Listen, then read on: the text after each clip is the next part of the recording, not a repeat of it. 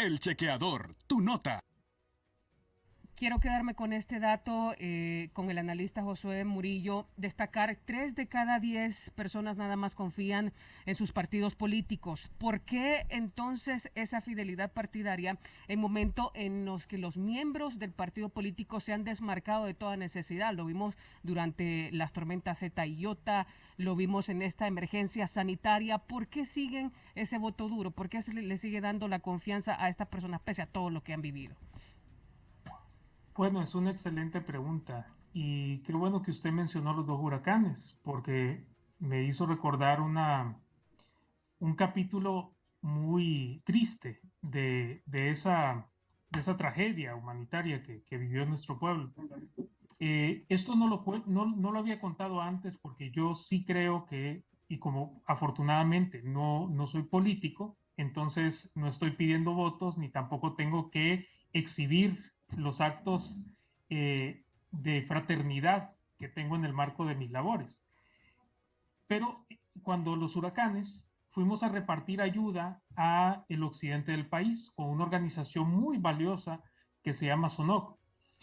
Y cuando fuimos a una de las comunidades sumamente pobres, no quiero utilizar otra palabra porque es peyorativa, pero muy, muy pobre, eh, repartimos los equipos de bioseguridad, los alimentos que le iban a durar un par de meses para que pasaran por lo menos el agua, como decimos nosotros coloquialmente.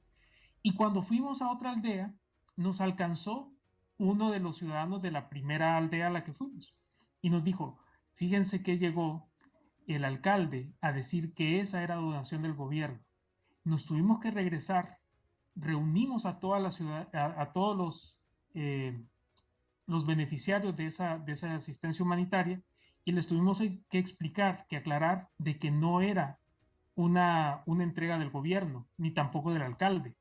Esta persona, y se lo cuento porque es el reflejo de la naturaleza de estos politiqueros a los que me he referido, se aprovechan de cada situación, dicen cada cosa con tal de conseguir votos o la simpatía de la gente, por la cual muchas veces no trabajan. Entonces, cuando vemos que solo 3 de 10 personas confían en el gobierno, a contrario censo, entonces eh, es la minoría, o la mayoría más bien, la que no confía en el gobierno, es precisamente por esto. Y no hay que negar, como dijo Enrique, y lo quiero rescatar porque es muy importante, la gente no confía en el mecanismo electoral ni en las instituciones que lo rectoran, porque ya tenemos historia, cómo han vulnerado los derechos ciudadanos, cómo se ha reelegido una persona que no podía, a pesar de que la Constitución lo prohibía, cómo se ha cooptado todo el Estado para que responda a los intereses particulares de un grupo y no a los intereses de la ciudadanía. Cómo se ha generado un proceso de militarización también de las estructuras que deberían ser civiles y cómo también se han perseguido a defensores del ambiente, defensores de derechos humanos, a ellos se les criminaliza, pero fíjese que al político de alto nivel no se le toca ni como al pétalo de una rosa. Qué raro, ¿verdad? Entonces, esto solamente responde a que el Estado está secuestrado, pero también los partidos políticos. Y no me deja mentir, Enrique, en cada uno de los partidos políticos hay un cacique que es el mandamás. Y ese cacique es el que da la línea. Y el que se va contra ese cacique que ha secuestrado el partido y que lo administra como una hacienda personal o para su grupo privilegiado, entonces simple y sencillamente lo sacan, lo convierten en un paria. Entonces, ¿qué es lo que necesitamos? Número uno, los partidos políticos deben repensarse, Sí, obvio. deben generar procesos inclusive de autodepuración, si es que eso es posible, Sí. si es concebible. Dos, necesitamos fortalecer el mecanismo electoral, como lo ha dicho Enrique, yo estoy totalmente de acuerdo, tenemos que apostar por la democracia, tenemos que apostar por los mecanismos que nos pueden ofrecer esa garantía de transparencia, de Sí. participación amplia de la ciudadanía en su proceso electoral y tenemos que ser vedores. Bien. Esto de que hay que tratar de mantener la armonía, que no hay que generar caos y por ende nos tenemos que quedar callados, estoy totalmente en contra de esa posición. Muy bien. Si vemos una inconsistencia, una arbitrariedad, es necesario que la denunciemos. Y yo creo que es nuestro deber ciudadano también de ser veedores, de ser auditores de todo el proceso. Sí. Porque de esto, como dijo Enrique, y acertadamente, van a salir las personas que van a elegir a los altos funcionarios del Estado. Y si queremos repetir otra vez la triste historia de el Ministerio Público, de la Corte Suprema de Justicia, que responde a intereses particulares, entonces, bueno, dejemos que los politiqueros vuelvan a llegar, que todos los pandoros se vuelvan a sentar en esas sillas y vamos a ver cómo Honduras cae en un hoyo del que no va a poder salir. Sí. Si queremos rescatar Honduras, tenemos que votar con conciencia y para hacerlo tenemos que hacer un ejercicio ciudadano de investigar a quiénes les vamos a dar el voto. Y también Ese es un ejercicio cívico, ciudadano, que todos y todas debemos hacer. Y también tener confianza.